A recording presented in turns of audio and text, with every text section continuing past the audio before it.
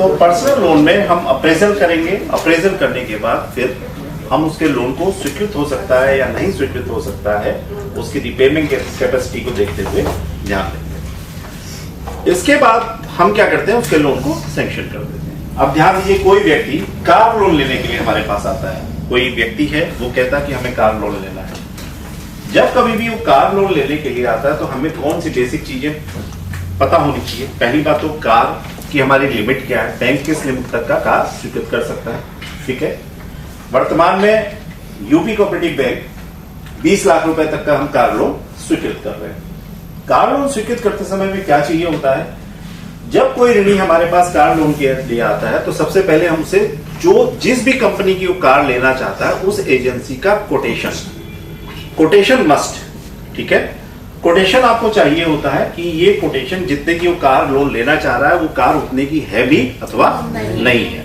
तो हमें ये एनालिसिस करनी होती कि हाँ ये कोटेशन अगर सही है तो हम उसको आगे प्रोसीड करते हैं। फिर क्या देखते हैं, रिपेइंग कैपेसिटी। मैंने फिर से कहा रिपेइंग कैपेसिटी यानी कि लोन को अदा करने की कस्टमर के पास कितनी कैपेसिटी है, वो कितना लोन चुका सकता है।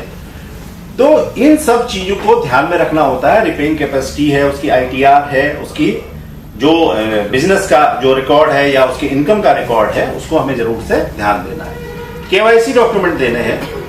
मैं सिविल को अभी आपको थोड़ी देर में एक्सप्लेन करूंगा। सिविल रिपोर्ट हर लोन में लेनी है, कैसे लेनी है वो मैं आपको अभी एक्सप्लेन करूंगा।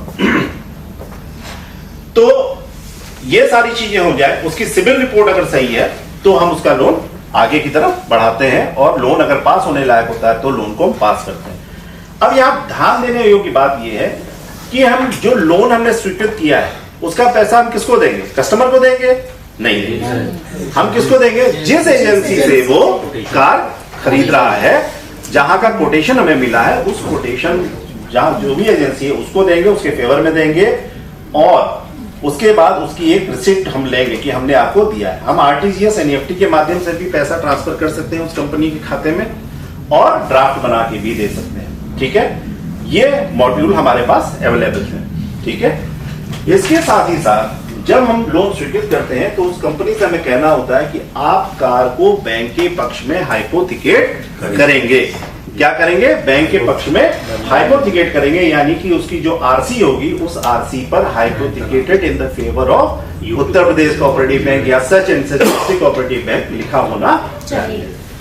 अब इंश्योरेंस अमूमन जो है होता है, उस इंश्योरेंस में भी किसके फेवर में होना चाहिए? आपकी बैंक के फेवर में होना चाहिए इंश्योरेंस, ताकि कल को कोई घटना या दुर्घटना होती है तो पैसे का जो क्लेम होगा वो बैंक को मिले, ताकि वो अपने ऋण को चुकता कर सके। तो कार लोन के बारे में ये महत्वपूर्ण चीजें आपको ध्यान रखनी।